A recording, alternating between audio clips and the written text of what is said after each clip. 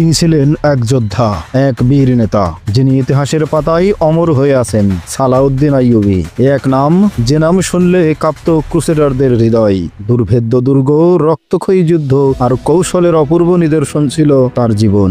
Jerusalem পুনরুদ্ধারের সেই মহাকাব্যিক অভিযান আজও বিশ্বের অন্যতম গৌরব গাথা। এই সিরিজে আমরা তুলে ধরব সুলতান সালাউদ্দিন আইয়ুবীর প্রতিটি দুঃসাহসিক পদক্ষেপ, যে গল্প কেবল ইতিহাস নয়, এ এক প্রেরণার উৎস। আসুন ফিরে যাই সেই সময়ের স্রোতে, জেনে নেই সেই মহান বীর যোদ্ধার জীবন গাথা। ফেইথ অ্যান্ড ফ্যাক্টস এর আয়োজনে সালাউদ্দিন আইয়ুবীর দুঃসাহসিক অভিযানের আজকের পর্বে আপনাকে স্বাগতম। আমাদের প্রত্যেকটি ভিডিও তার পূর্ববর্তী ভিডিওর সাথে সম্পর্কযুক্ত। আপনি যদি আমাদের আগের ভিডিওগুলো না দেখে থাকেন, তাহলে এখনই আমাদের চ্যানেল থেকে আগের ভিডিওগুলো দেখে আসতে পারেন। আপনি নতুন হলে আমাদের চ্যানেলটি সাবস্ক্রাইব করুন। ইতিমধ্যে সাবস্ক্রাইব করে থাকলে অসংখ্য ধন্যবাদ। হাতে নিয়ে সুলতান সালাউদ্দিন আইয়ুবী যে বিজয় অর্জন করেছেন তা কোনো সাধারণ বিজয় ছিল না।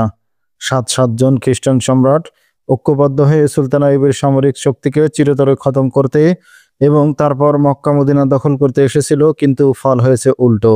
মরুটিলা যেমন ঝড়ের কবলে পড়ে বালিকরার ন্যায় মরুভূমিতে মিশে যায়, তেমনি তাদের নিজেদের সামরিক শক্তি বরং নিঃশেষ হয়ে গেছে। চারজন বিখ্যাত এবং শক্তিমান সম্রাট আইয়ুবীর হাতে বন্দী হয়েছে, যাদের মধ্যে জেরুজালেমের শাসনকর্তা গিয়াস লুজিয়ান অন্যতম।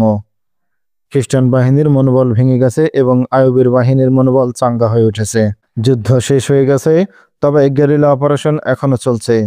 আইয়ুবীর গেরিলারা পলায়নপণ খ্রিস্টান সৈন্যদের পাকড়াও করছে। ক্রুসেডারদের মনোবল এমনভাবে ভেঙে গেছে যে কাজী বাহাউদ্দিন সাদ্দাত বলেছেন, এক ব্যক্তি যার সম্পর্কে আমার বিশ্বাস আছে, লোকটা সত্য বলেছে।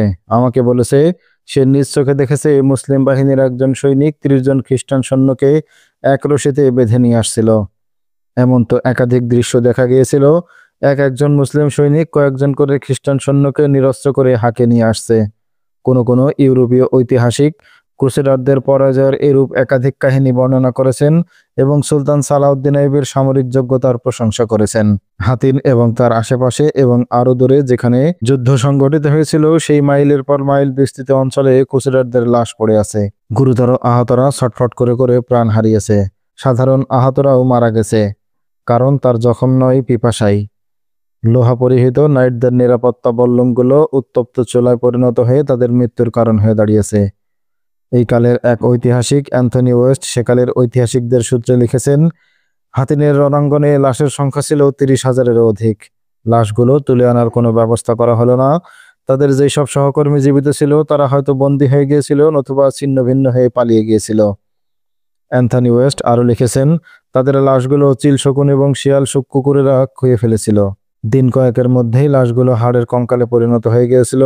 যার উপর থেকে দৃষ্টিপাত করেছেন তারা দৃষ্টিসীমা পর্যন্ত ভূখণ্ডটাকে হাড়ের কারণে সাদা দেখেছেন। সেই কঙ্কালগুলোর মাঝে হাজার হাজার ছোট ছোট ক্রুশ ছড়িয়ে পড়েছিল, যেন পাকা ফসল থেকে ফলগুলো ছিঁড়ে পড়িয়ে শুকিয়ে গেছে। সুলতান আইয়ুবী লাশগুলো সরিয়ে অঞ্চলটাকে পরিষ্কার করার গরজ বোধ করেননি, কারণ তিনি সেখানে অবস্থান করবেন না। তার গন্তব্য বাইতুল মুকাদ্দাস, কিন্তু তিনি আলোচনা করছেন আকরায়।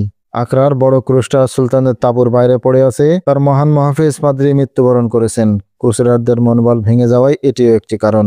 আমাদেরকে এখন সোজা আকরায় আক্রমণ চালাতে হবে। সুলতান আইয়ুবী তার সালার এবং নায়েবদের উদ্দেশ্যে বললেন, আমি মহান আল্লাহর শুকর আদায় করছি যে আমার রিজার্ভ বাহিনীর কোটাটাই অক্ষত রয়ে গেছে, ব্যবহার করার প্রয়োজন পড়েনি। তিনি সকলের উপর চোখ বুলিয়ে মুচকি হেসে বললেন, মনে করো না আমরা নিজের এবং বন্ধুদের ক্লান্তির অনুভূতি নেই। তোমাদেরকে এর বিনিময়ে আল্লাহ দান করবেন। তোমাদের বিশ্রাম হবে মসজিদে আকসাই।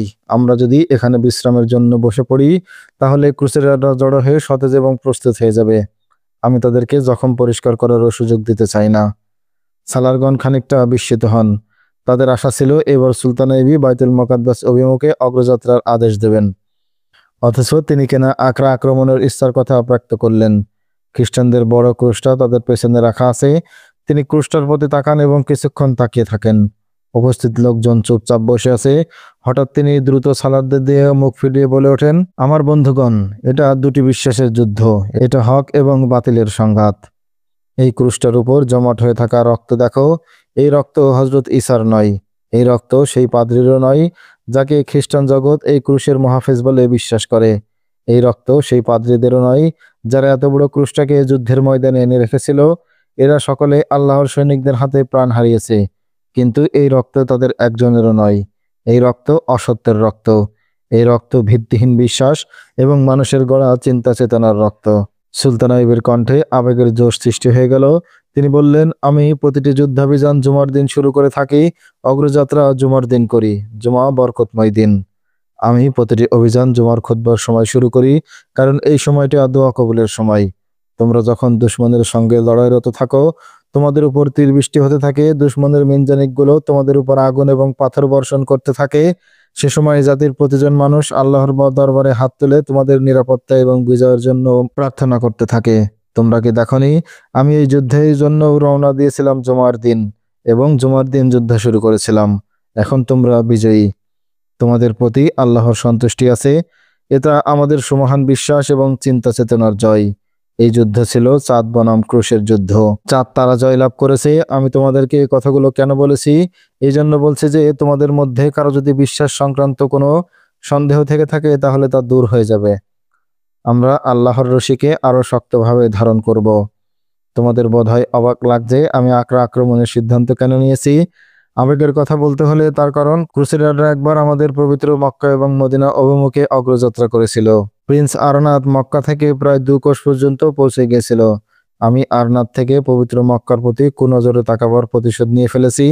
এবার অন্যান্য সম্রাট এবং নাইটদের থেকে প্রতিশোধ নেব।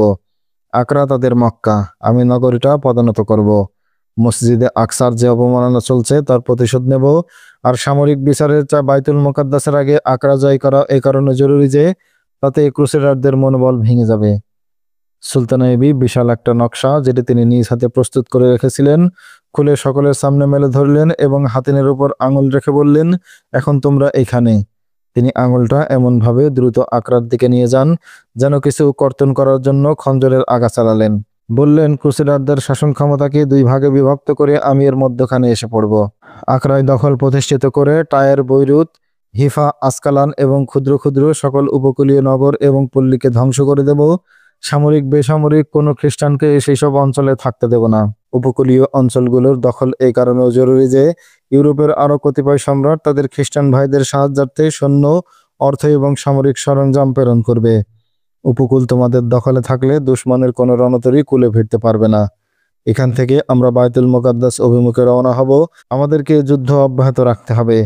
ফিলিস্তিন এবং লেবাননের মানচিত্র দেখলে আপনি গ্যালিলি ঝিলের পাড়ে হাতিন এবং তার বিপরীত দিকে সমুদ্রের কূলে আকরা দেখতে পাবেন। দক্ষিণে বাইতুল মুকাদ্দাস। হাতিন থেকে আকরার দূরত্ব 25 মাইল আর বাইতুল মুকাদ্দাস 70 মাইল। আজকের লেবানন এবং ফিলিস্তিনের উপর সেদিন খ্রিস্টানদের দখল ছিল। ঐতিহাসিকগণ লিখেছেন, সুলতান সালাউদ্দিন আইবির পরিকল্পনা ঠিক করেছিলেন তিনি হাতিন থেকে আকরা পর্যন্ত এমনভাবে অগ্রযাত্রা করবেন যে পথে পড়া প্রতিটি অঞ্চল দখল করতে থাকবেন এবং সেই সব অঞ্চল থেকে খ্রিস্টানদের বিতাড়িত করে শুধু মুসলমানদের থাকতে দেবেন। সামরিক বিশেষজ্ঞগণ একে অতিশয় উত্তম এবং এক পরিকল্পনা বলে অভিহিত করেছেন। সুলতান আইবি এই পরিকল্পনা ক্রুসেডারদের সামরিক শক্তিকে 2 ভাগে বিভক্ত করার লক্ষ্যে প্রস্তুত করেছিলেন। ক্রুসেডারদের মোকাবেলায় তার বাহিনী ক্রুসেডারদের এত বিপুল ক্ষয়ক্ষতি সত্ত্বেও কম ছিল, কিন্তু তার যুদ্ধ কৌশলগুলো ক্রুসেডারদের অপেক্ষা উন্নত এবং চলাচলের গতি অত্যন্ত তীব্র ছিল। সুলতান আইবি তার সালারদের উদ্দেশ্যে বললেন, আকরার প্রতিরক্ষা অনেক শক্ত। আমাদের গোয়েন্দারা জানিয়েছে এখানে শক্ত সমর্থ যুবক মুসলমানরা কারাগারে আটক রয়েছে, নারী শিশুরা বন্দী অবস্থায় রয়েছে। ওইখানকার খ্রিস্টান নাগরিকরা নগরীর প্রতিরক্ষায় জীবন বাজি লাগিয়ে যুদ্ধ করবে। মুসলিম যুবকরা যেহেতু বন্দী, তাই ভেতর থেকে তারা আমাদের কোনো সাহায্য করতে পারবে না। আমি দীর্ঘ অবরোধ করতে চাই না। তোমাদের আক্রমণ ঝড়গতি হওয়া চাই। আকরা পর্যন্ত আমাদের অগ্রযাত্রায় নিরাপত্তা বিধান করবে আমাদের কমান্ডোরা। অগ্রযাত্রা হবে ছড়িয়ে ছিটিয়ে, পথে কোনো লোকালয় অক্ষত থাকবে না। তবে সৈনিকগণ গনিমত কুড়ানোর জন্য থামবে না। এই কাজের জন্য আলাদা বাহিনী নিযুক্ত করা হয়েছে। আকরায় মুসলমানদের অবস্থা হচ্ছে, 2-4 জন বৃদ্ধ এবং পঙ্গু ছাড়া সবাই মানবতার এবং আতঙ্কের জীবন যাপন করছে। কাজী বাহাউদ্দিন সাদ্দাত কারাগারে আটক মুসলমানদের সংখ্যা 4000-এর অধিক লিখেছেন। সেই যুদ্ধে অন্যান্য ঐতিহাসিকগণ 5 থেকে 6000-এর মধ্যে লিখেছেন।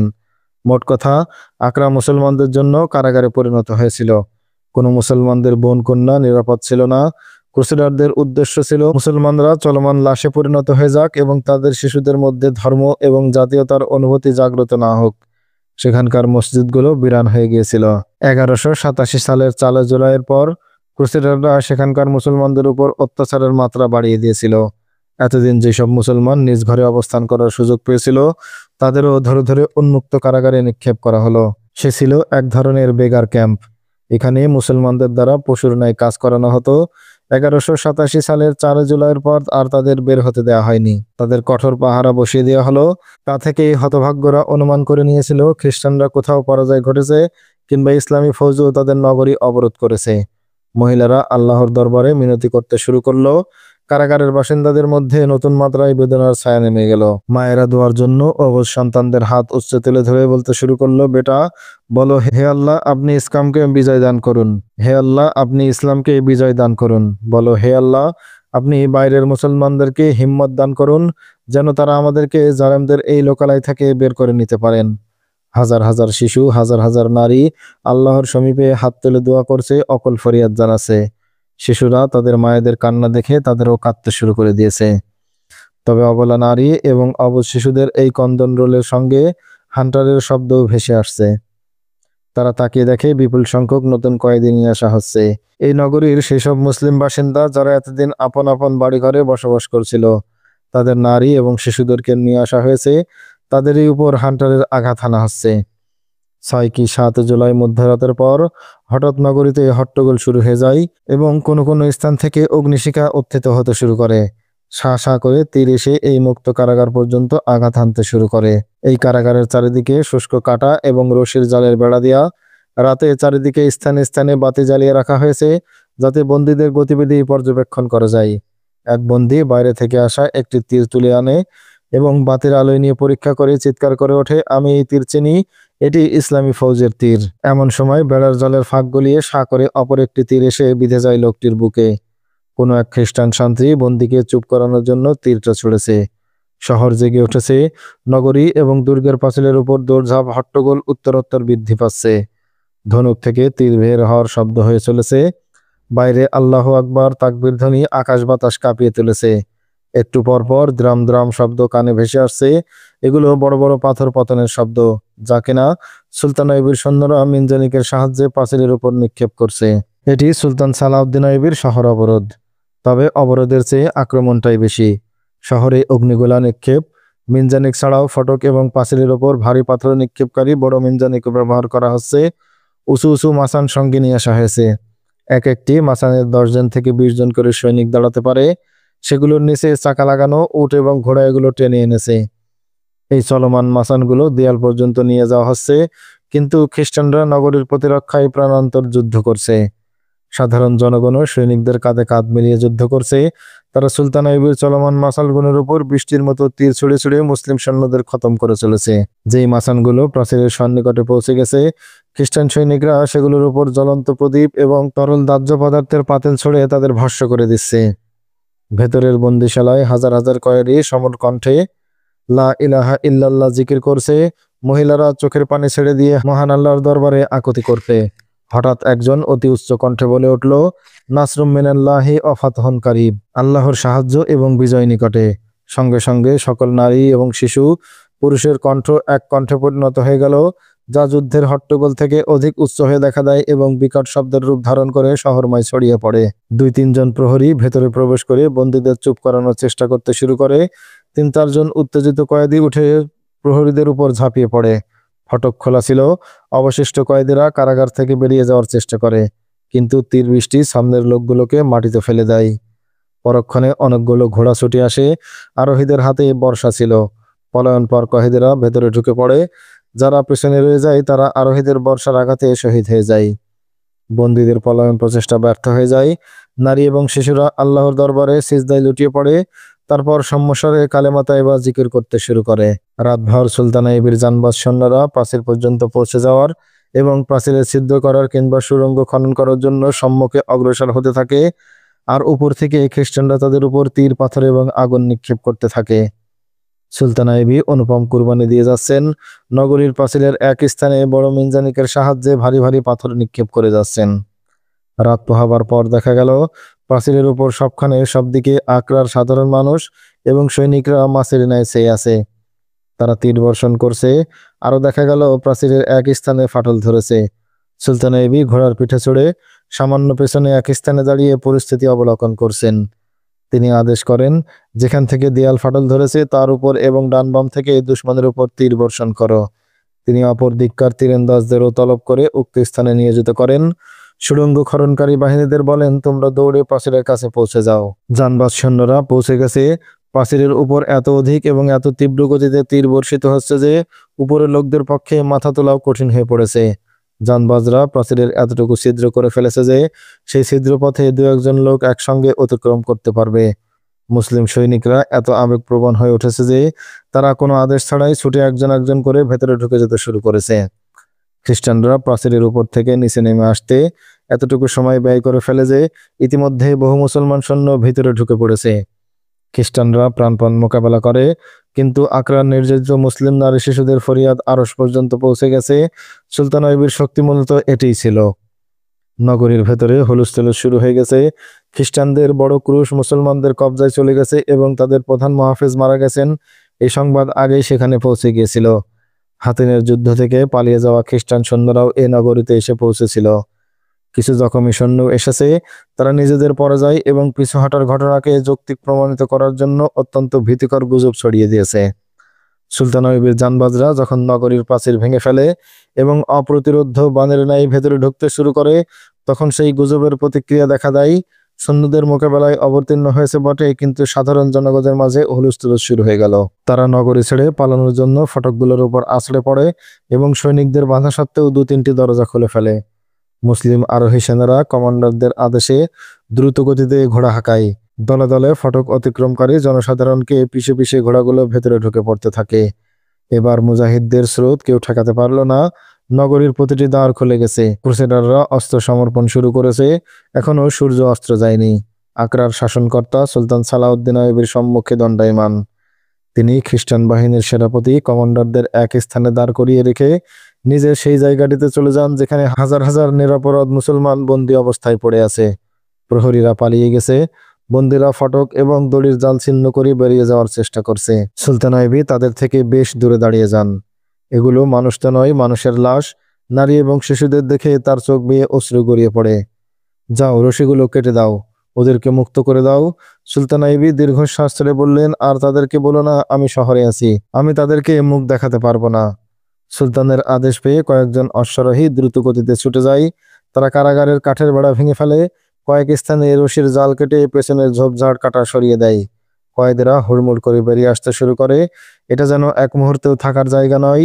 আরোহীরা তাদের নিয়ন্ত্রণে আসার জন্য চিৎকার করে বলতে থাকে, ধীরে সুস্থে বের হও, এখন আর তোমাদেরকে কেউ ধরতে আসবে না। ওই দেখো, দুর্গের উপর তোমাদের পতাকা উঠছে। তারা আমাদেরই পাপের শাস্তি ভোগ করছে। সুলতান আইয়ুবের কাছে দণ্ডায়মান এক সালারকে বললেন, এ ছিল বিশ্বাসঘাতকদের পাপ, যার শাস্তি এই নিরপরাধ মানুষগুলো ভোগ করলো।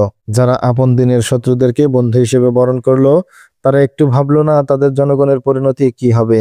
ক্ষমতালোভী গাদ্দাররা যদি আমাদের পথ আগলে না দাঁড়াতো, তাহলে আমাদের এই হাজার হাজার শিশু এবং কন্যার এমন দশা হতো না। হযরত ঈসা আলাইহিসসালাম প্রেম, ভালোবাসা এবং শান্তির পাঠ শিখিয়েছিলেন, কিন্তু ক্রুশের পূজারীদের হৃদয়ে মুসলমানদের বিরুদ্ধে এত ঘৃণায় পরিপূর্ণ যে তারা আপন পয়গম্বরের নীতি আদর্শেরও পরোয়া করছে না। পৃথিবীতে দুটি ধর্ম মাত্র টিকে থাকবে, ইসলাম এবং খ্রিস্টবাদ। আমরা যদি হৃদয় থেকে ক্ষমতার লোভ এবং ভোগবিলাসীর মোহ দূর করতে না পারি, এই দুর্বলতার সুযোগে খ্রিস্টবাদ ইসলামের পতন ঘটিয়ে ছাড়বে। খ্রিস্টান সেনাপতি এবং কমান্ডারদেরকে যেখানে দাঁড় করিয়ে রেখেছিলেন, সুলতান আইয়ুব সেখানে যান। তিনি বলেন, এদের সকলকে নদীর তীরে নিয়ে যাও এবং প্রত্যেককে হত্যা করে নদীতে ফেলে দাও। অন্যান্য যুদ্ধবন্দীদের বাছাই করো। যাদেরকে জীবিত রাখা আবশ্যক মনে হবে তাদেরকে দামেস্কে পাঠিয়ে দাও, আর বাকিদের খতম করে দাও। কোনো নিরস্ত্র নাগরিকের গায়ে হাত তুলবে না। তাদের যারা নগরী ত্যাগ করে চলে যেতে চায় তাদেরকেও যেতে দেবে। যারা এখানে থাকতে চাইবে তাদেরকে সসম্মানে থাকতে দাও। 1187 সালের 8 জুলাই আকরার দখল সম্পন্ন হয়ে যায়। রাতে যখন সুলতান আইয়ুব আহার থেকে অবসর গ্রহণ করেন, তখন তাকে সংবাদ দেওয়া হলো, এক অতিশয় গুরুত্বপূর্ণ কয়েদিকে আপনার সামনে হাজির করা হচ্ছে। কে সে? সুলতান আইয়ুব খানিক বিস্ময়ের সাথে জিজ্ঞেস করলেন, হরমন, ক্রুসেডারদের আলী বিন সুফিয়ান। হরমন খ্রিস্টান গোয়েন্দা প্রধান। আলী বিন সুফিয়ানের ন্যায় অত্যন্ত বিচক্ষণ গোয়েন্দা এবং মানুষের চরিত্র ধ্বংসে অভিজ্ঞ। যেসব খ্রিস্টান এবং ইহুদি মেয়েদেরকে মুসলিম অঞ্চলে গুপ্তচর বৃত্তি এবং চরিত্র ধ্বংসের জন্য প্রেরিত করা হতো, তাদের প্রশিক্ষণ দিতেন এই হরমন। মিশনের বেশ কয়েকটি মেয়ে সহ তিনি আকরায় অবস্থান করছিলেন এবং ধরা পড়ে গেলেন। তিনি নগরী থেকে বেরিয়ে যাচ্ছিলেন, কিন্তু আইয়ুবের এক গোয়েন্দা পিছু নিয়ে তাকে ধরে ফেলে। ছদ্মবেশ সত্ত্বেও গোয়েন্দারা তাকে চিনে ফেলে। সঙ্গের মেয়েগুলোকে কৃষাণের পোশাক পরিয়ে নিয়ে যাচ্ছিলেন। গোয়েন্দা এক কমান্ডারকে এই বিষয়কে অবহিত করেন। কমান্ডার 2-3 জন সৈনিককে সঙ্গে নিয়ে হারমনের কাফেলাটি ঘিরে ফেলে। হারমন মেয়েদের ছাড়াও সঙ্গে সোনাদানাও নিয়ে যাচ্ছিল। তিনি মেয়েগুলোকে কমান্ডার এবং সৈন্যদের সম্মুখে দাঁড় করিয়ে দেন এবং সোনাগুলোকেও তাদের সামনে রেখে দিয়ে বলেন, যার যে মেয়েকে পছন্দ হয় নিয়ে যাও, আর এই সোনাগুলো ভাগ করে নাও। কমান্ডার বলল, আমার সব কটা মেয়েকেই পছন্দ হয়, আর সোনাগুলোও সব নিয়ে নেব, তুমিও আমার সঙ্গে চলো। কমান্ডার সকলকে একসঙ্গে নিয়ে আসে। সোনাসহ সব কয়জনকে সুলতান আইয়ুবের ব্যক্তিগত আমলার হাতে তুলে দেন। হরমন সুলতান আইয়ুবের জন্য এক গুরুত্বপূর্ণ এবং মূল্যবান কয়েদি। তাকে সুলতান আইয়ুবের সম্মুখে উপস্থিত করা হয়। তুমি আমার ভাষা জানো, সুলতান আইয়ুবী হরমনকে উদ্দেশ্য করে বলেন, তাই আমার ভাষায় কথা বলো। আমি তোমার বিদ্যা এবং বিচক্ষণতার স্বীকৃতি প্রদান করছি। আমি তোমাকে যতটুকু কদর করতে পারবো ততটুকু কোনো সম্রাট তোমাকে করতে পারবে না। আমি তোমার সঙ্গে কিছু কথা বলতে চাই। আপনি যদি আমার সঙ্গে কোনো কথা বলা ছাড়া আমার হত্যার আদেশ প্রদান করেন তাই ভালো হবে। হরমন বলল, আমাকে যদি আক্রার সেনাপতি কমান্ডারদের নাই খুনি হতো, তবে আমার মৃতদেহটা মাছের আহারে পরিণত হতেই হতো, তাহলে আর কথা বলে লাভ কি? তোমাকে হত্যা করা হবে না হরমন। সুলতান আইয়ুবী বললেন, আমি যাকে হত্যা করার সিদ্ধান্ত গ্রহণ করি তার সঙ্গে কথা বলি না। সুলতান আইয়ুবী দারোয়ানকে ডেকে হরমনকে শরাব পান করাতে বললেন। হরমনের চেহারা উজ্জ্বল হয়ে ওঠে। তিনি আরবের রীতি সম্পর্কে অবহিত আছেন যে আরবি মেজবান যদি দুশমনকে পানি বা শরবত পান করতে দেন, তার অর্থ দাঁড়ায় তিনি অন্তর থেকে শত্রুতা দূর করে ফেলেছেন এবং তার জীবন ভিক্ষা দিয়েছেন। দারোয়ান শরবত এনে দিলেও হরমন তা পান করেন। আপনি বোধহয় জানতে চাইবেন আমাদের কোন কোন অঞ্চলে কি পরিমাণ সৈন্য আছে। আপনি এও জানতে চাইবেন আমাদের লড়াই করার যোগ্যতা কিরূপ। না, সুলতান আইয়ুবী বললেন, তুমি আমাকে জিজ্ঞেস করো তোমাদের কোন অঞ্চলে কি পরিমাণ সৈন্য আছে। আমার গোয়েন্দারা তোমাদের বুকের উপর বসে থাকে। তাছাড়া তোমাদের কোন অঞ্চলে কত সৈন্য আছে তা আমার জানার গরজও নেই। হাতিনে তোমাদের সৈন্য সংখ্যা কম ছিল না, কম ছিল আমার, এখন আরো কমে গেছে। কোনো বাহিনী এখন আমাকে এই পবিত্র ভূমি থেকে বিতাড়িত করতে পারবে না। তুমি সংবাদ শুনবে সালাউদ্দিন আইয়ুবী মারা গেছেন, পিছপা হননি। যে কমান্ডার আমাকে ধরে এনেছে, আপনার সকল কমান্ডারের চরিত্র যদি তার মতো হয়, তাহলে আমি আপনাকে নিশ্চয়তার সঙ্গে বলবো, যত বৃহৎই হোক কোনো শক্তি আপনাকে এখান থেকে তাড়াতে পারবে না। হরমন বলল, আমি তাকে যে মেয়েদের পেশ করেছিলাম তারা আপনার পাথর সম সালার এবং দুর্গপতিদের মোমে পরিণত করেছে এবং তাদেরকে ক্রুসেডারদের ছাঁচে ঢেলে তৈরি করেছে। আর সোনা এমন এক বন্ধু যার চমক চক্ষুকে নয় বিবেককেও অন্ধ করে তোলে। আমি সোনাকে শয়তানের সৃষ্টি বলে থাকি, অথচ আপনার কমান্ডার সোনাগলার প্রতি চোখ তুলেও তাকালো না। আমার দৃষ্টি সবসময় মানবীয় স্বভাবের দুর্বলতার উপর নিবন্ধন থাকে। ভোগবিলাসিতা ইমানকে খেয়ে ফেলে। আপনার বিরুদ্ধে আমি এই অস্ত্রটাই ব্যবহার করেছিলাম। কোনো সেনা অধিনায়কের মধ্যে যখন এইসব দুর্বলতা সৃষ্টি হয়ে যায় কিংবা সৃষ্টি করে দেওয়া হয়, তখন পরাজয় তার কপালের লিখন হয়ে যায়। আমি আপনার বলয়ে যে কয়জন গাদ্দার জন্ম দিয়েছি তাদের মধ্যে প্রথম এই দুর্বলতাকেই সৃষ্টি করেছি। ক্ষমতার নেশা মানুষকে সহ ডুবে মরতে থাকে। আমার বাহিনীর চরিত্র সম্পর্কে তোমার অভিমত কি? সুলতান আইয়ুবী জিজ্ঞেস করলেন। আপনার বাহিনীর চরিত্র যদি তেমন হতো যেমনটি আমি তৈরি করার চেষ্টা করেছিলাম, তাহলে আপনি আজ এখানে থাকতেন না। হরমন বলল, আপনি যদি দুশ্চরিত্র আমির সালার এবং শাসর উজিরদেরকে উৎখাত না করতেন, তাহলে তারা সেই কবে আপনাকে আমাদের কারাগারে নিক্ষেপ করত। আমি আপনার প্রশংসা করছি যে আপনি অন্তরে ক্ষমতার মোহর স্থান দেননি। হরমন, সুলতান আইয়ুবী বললেন, আমি তোমাকে জীবন দান করেছি, তোমাকে আমার বন্ধুরূপে বরণ করে নিয়েছি। বলো, আমার বাহিনীর চরিত্রকে আমি কিভাবে অটুট এবং উচ্চ রাখতে পারি, আর আমার মৃত্যুর পর এই চরিত্র কিভাবে অটুট থাকতে পারে। মহামান্য সুলতান, আমরা এই যে যুদ্ধ লড়াই করছি, এটা আমার আপনার কিংবা আমাদের সম্রাট এবং আপনাদের যুদ্ধ নয়, এটা কালিমা এবং কাবার যুদ্ধ। এই যুদ্ধ আমাদের মৃত্যুর পরও অব্যাহত থাকবে। আমরা রণাঙ্গনে লড়ব না, আমরা দেশ জয় করব না, আমরা মুসলমানদের মন এবং মস্তিষ্ক জয় করব। আমরা মুসলমানদের কোনো ভূখণ্ড অবরোধ করব না, অবরোধ করব মুসলমানদের ধর্মবিশ্বাস এবং চেতনা। আমাদের এই মেয়েরা আমাদের ধন এবং ঐশ্বর্য, আমাদের সভ্যতার আকর্ষণ। আপনি যাকে বেহায়াপনা বলেন, ইসলামের প্রাচীরে ফাটল ধরিয়ে দেবে। তারপর মুসলমানরা আপন সভ্যতা সংস্কৃতিকে ঘৃণা করবে আর ইউরোপের রীতিনীতিকে ভালোবাসবে। সেই সময়টা আপনি দেখবেন না, আমিও দেখব না, আমাদের আত্মারা দেখবে। সুলতান আইয়ুবী জার্মান বংশোদ্ভূত খ্রিস্টান গোয়েন্দা হরমনের বক্তব্য গভীর মনোযোগ সহকারে শুনছেন। হরমন বলছেন, আমরা পারস্য, আফগানিস্তান এবং হিন্দুস্তানের উপর কোনো দখলদারিত্ব প্রতিষ্ঠিত করিনি। কেন আমরা আরবকে যুদ্ধক্ষেত্র বানালাম? একমাত্র কারণ সমগ্র পৃথিবীর মুসলমান এই ভূখণ্ডের প্রতি মুখ করে ইবাদত করে এবং এখানকার মুসলমানদের কাবা অবস্থিত। আমরা মুসলমানদের এই কেন্দ্রটা ধ্বংস করছি। আপনার বিশ্বাস, আপনার রাসূল মসজিদে আকসা থেকে আকাশে ভ্রমণে গিয়েছিলেন। আমরা তার মিনারের উপর ক্রুশ স্থাপন করেছি এবং সেখানকার মুসলমানদের বুঝাচ্ছি তোমাদের বিশ্বাস যে ভুল। তোমাদের রাসূল কখনো এখানে এসেছিলেন, এখান থেকে মেরাজে গিয়েছিলেন। হরমন সুলতান আইয়ুবী বললেন, আমি তোমার দৃষ্টিভঙ্গি এবং প্রত্যয় পরিকল্পনার প্রশংসা করছি। নিজ ধর্মের প্রতি এমনই আনুগত্য এবং নিষ্ঠাবান হওয়া উচিত যেমন তুমি হয়েছো। সে জাতি জীবিত থাকে যারা আপন ধর্ম এবং সভ্যতা লালন এবং সংরক্ষণ করে এবং তার আশেপাশে এমন দুর্ভেদ্য প্রাচীর স্থাপন করে যাতে কোনো মিথ্যা ধর্ম কালচার তাদের কোনো ক্ষতি সাধন করতে না পারে। আমি জানি ইহুদিরা আমাদের এখানে আমাদের চরিত্র ধ্বংসের মিশন নিয়ে কাজ করছে এবং তোমাদের সঙ্গ দিচ্ছে। আমি বাইতুল মুকাদ্দাস যাচ্ছি, সেই লক্ষ্যে যাচ্ছি যে উদ্দেশ্য নিয়ে তোমরা এখানে এসেছিলে। এটা আমাদের বিশ্বাসের কেন্দ্রভূমি। আমার রাসূলকে আল্লাহ পাক এখান থেকে মেরাজের সৌভাগ্য দান করেছিলেন। আমি তাকে ক্রুশের দখল থেকে মুক্ত করব। তারপর কি হবে? হরমন বলল, তারপর আপনি এই জগৎ থেকে চলে যাবেন। মসজিদে আকসা পুনরায় আমাদের উপাসনালয়ে পরিণত হবে। আমি যে ভবিষ্যৎবাণী করছি আপনার জাতির স্বভাব চরিত্রকে গভীরভাবে পর্যবেক্ষণ করেই বলছি। আমরা আপনার জাতিকে রাষ্ট্রে রাষ্ট্রে বিভক্ত করে তাদেরকে একে অপরের শত্রু বানিয়ে দেব। তারপর ফিলিস্তিনের নাম চিহ্ন মুছে ফেলব। ইহুদিরা আপনার জাতির যুবক যুবতীদের মধ্যে যৌন পূজার বীজ বপন করতে শুরু করে দিয়েছে। তাদের মধ্যে এখন আর কোনো নুরুদ্দিন জঙ্গি, সালাউদ্দিন আইয়ুবী জন্ম নেবে না। সুলতান আইয়ুবী মুচকি হাসি হেসে হরমোনের সাথে কর্মর্দন করে বললেন, তোমার কথাগুলো অনেক মূল্যবান। আমি তোমাকে দামেস্কে পাঠিয়ে দিচ্ছি। সেখানে তোমাকে সম্মানের সাথে রাখা হবে। আর আমার সঙ্গের মেয়েগুলো? সুলতান আইয়ুবী গভীর ভাবনায় হারিয়ে যান। কিছুক্ষণ পর বললেন, আমি নারীদের যুদ্ধবন্দী বানাই না। তোমার মেয়েগুলোকে হত্যা করে নদীতে ফেলে দিতে পারি। মহামান্য সুলতান, হরমন বললেন, এরা অত্যন্ত রূপসী মেয়ে। এক নজর দেখলে আপনি তাদেরকে হত্যা করতে পারবেন না, বন্দিশালায় নিক্ষেপ করতে পারবেন না। আপনার ধর্মে দাসীকে বিয়ে করার অনুমতি আছে, দাসীকে হেরেমে রাখা যায়। আমার ধর্ম এই বিলাসিতার অনুমতি দেয় না।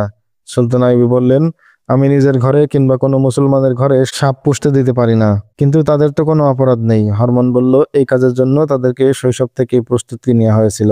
এই কারণে আমি তাদেরকে হত্যার নির্দেশ দিচ্ছি না। সুলতান আইয়ুবী বললেন, আমি তাদেরকে ফিরে যাওয়ার অনুমতি দিচ্ছি। আমি তোমার এই ভাবনার প্রশংসা করছি যে তুমি এই মধুর বিষ আমার জাতির মাঝে ছড়িয়ে দিতে চাচ্ছ। কিন্তু আমি তোমার এই ভাবনা ভাবতে পারি না। ওদেরকে বলে দাও আকরা থেকে বেরিয়ে যাক, আর আমার আওতার ভেতরে কোথাও তাদেরকে পাওয়া গেলে তাদেরকে হত্যা করা হবে। সুলতান আইয়ুবী 2-3 দিনের মধ্যে আকরায় তার শাসন প্রতিষ্ঠিত করে ফেললেন। মসজিদগুলোকে পাক পবিত্র করে নামাজের উপযোগী করে তুললেন। গনিমতের সম্পদ যা হাতে এসেছে তার সিংহভাগ সৈন্যদের মাঝে বন্টন করে দেন। এতদিন যারা খ্রিস্টানদের কারাগারে আবদ্ধ ছিল একটা অংশ তাদেরকে দান করেন।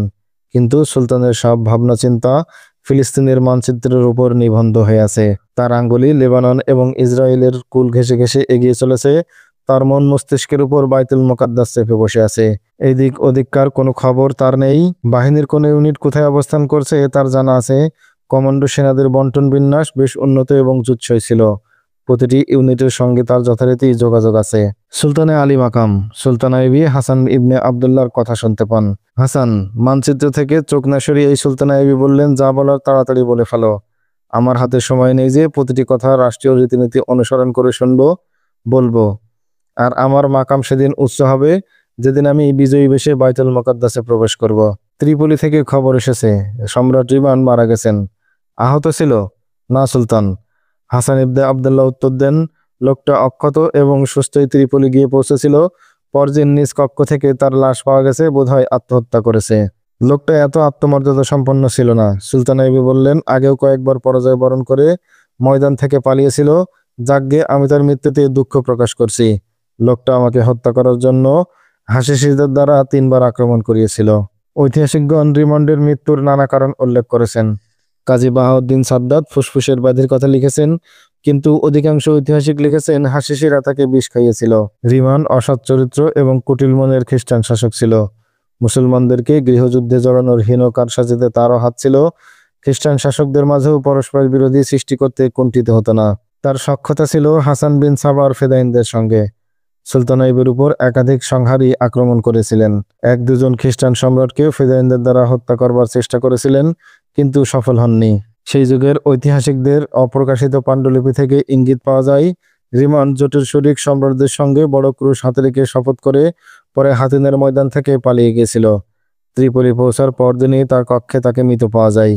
জীবনের শেষ রাতে ফেদাইন নেতা শেখ মান্নান তার নিকট গিয়েছিল। এর আগে অপর খ্যাতিমান সম্রাট বিল্ডন মৃত্যুবরণ করেন। এই লোকটি ফিরিঙ্গিদের যুদ্ধবাজ সম্রাট ছিলেন। বাইতুল মুকাদ্দাসের তত্ত্বাবধান তার দায়িত্বে ছিল। বিল্ডন যুদ্ধ বিশেষজ্ঞ ছিল। তিনি জানতেন সুলতান আইবি বাইতুল মুকাদ্দাস জয় করতে চাচ্ছেন, তাই বাইতুল মুকাদ্দাসকে রক্ষা করার জন্য তিনি তার বাহিনী নিয়ে মুসলিম অঞ্চলগুলোতে ঘুরে ঘুরে যুদ্ধ করতে থাকেন।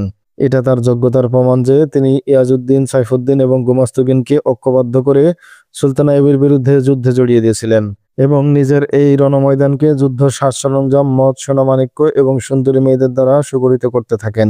বয়সে বৃদ্ধ ছিলেন। হাতিনের যুদ্ধের দিন কয়েক আগে মারা যান। তার স্থলে গিয়াপ্লুজিয়ান বাইতুল মুকাদ্দাসের ক্ষমতা হাতে নেয়। সুলতান সালাউদ্দিন আইবির সৈনিকরা যে ধরনের গেরিলা এবং কমান্ডো অভিযান পরিচালনা করেছিল, ইতিহাস আজও তার দৃষ্টান্ত উপস্থাপন করতে পারেনি। গেরিলারা শত্রু অঞ্চলে ধ্বংসলীলা চালাতে পারত, কিন্তু কোনো ভূখণ্ড দখল করতে পারে না। ভূখণ্ড দখল করে সেনাবাহিনী। সুলতান আইবি তার গেরিলা এবং ফৌজকে যে পরিকল্পনা প্রদান করেছিলেন তা হচ্ছে বাইতুল মুকাদ্দাসের আশেপাশে দূর দূরান্ত পর্যন্ত অঞ্চল থেকে খ্রিস্টান বাহিনীকে উৎখাত এবং ধ্বংস করা, উপকূলীয় অঞ্চলসমূহের দুর্গগুলো জয় করা এবং দুশমনের যেসব অস্ত্র এবং রসদ হস্তগত হবে সেগুলো নিরাপদ স্থানে এনে জমা করা। সুলতান আইবি তার বাহিনীকে সুনির্দিষ্ট লক্ষ্য দিয়ে দিয়েছিলেন। এটাই ছিল তার আসল শক্তি। সুলতান তার সালাদদের বলে রেখেছেন, যখন যে নগরী কিংবা পল্লী জয় করবে, সৈনিকদের সেখানকার নির্যাতিত মুসলমানদের করুণ চিত্র দেখাবে। তাদেরকে সেই সব মসজিদ দেখাবে যেগুলো খ্রিস্টানরা বিরান এবং অবমাননা করেছে। তাদেরকে সেই মুসলিম নারীদের দেখাবে খ্রিস্টানদের হাতে যাদের সম্ভ্রম লুণ্ঠিত হয়েছিল। তাদেরকে ভালোভাবে দেখাও আমাদের শত্রুরা কিরূপ এবং তাদের পরিকল্পনা কি। এই কারণেই সুলতান আইবি ক্ষুদ্র থেকে ক্ষুদ্রতর সেনাদল, বৃহৎ থেকে বৃহৎ শত্রু সেনাদলের উপর গজব হয়ে আপতিত হতো। সুলতান আইবি যা যা দেখাতে চেয়েছিলেন সৈনিকরা সব দেখে নিয়েছিল। সে ছিল এক উন্মাদনা। এখন সুলতান প্রতিনিয়ত একটি শব্দই শুনতে পাচ্ছেন, অমুক স্থান দখল হয়ে গেছে, অমুক স্থান দখল হয়ে গেছে, অমুক ক্যাম্প থেকে খ্রিস্টানরা পিছু হটে গেছে ইত্যাদি। আইয়ুবীর বাহিনীর অবিশ্রাম এবং অবিরাম যুদ্ধ করছে আর সম্মুখে এগিয়ে যাচ্ছে। কিন্তু একদিনের এক ঘটনায় সুলতান আইয়ুবীর মাথা থেকে পা পর্যন্ত কেঁপে ওঠে। সুলতান কক্ষে বসে মানচিত্রের উপর ঝুঁকে পড়ে হাইকমান্ডের সালার এবং উপদেষ্টাদের দ্বারা পরবর্তী পরিকল্পনা প্রস্তুত করাচ্ছেন। হঠাৎ বাইরে চিৎকার ওঠে, আমি তোমাদের সুলতানকে হত্যা করব। তোমরা ক্রুসেডারদের তাবেদার, আমাকে ছেড়ে দাও। নারায়ে তাকবীর, আল্লাহু আকবার। কণ্ঠটা একই ব্যক্তির। সেই সঙ্গে আরো কিছু মানুষের কণ্ঠ শোনা যাচ্ছে। ওকে এখান থেকে নিয়ে যাও, সুলতান রেগে যাবেন। মেরে ফেলো বেটাকে, মুখে পানি ছিটাও, পাগল হয়ে গেছে। সুলতান আইবি দৌড়ে বাইরে বেরিয়ে আসেন।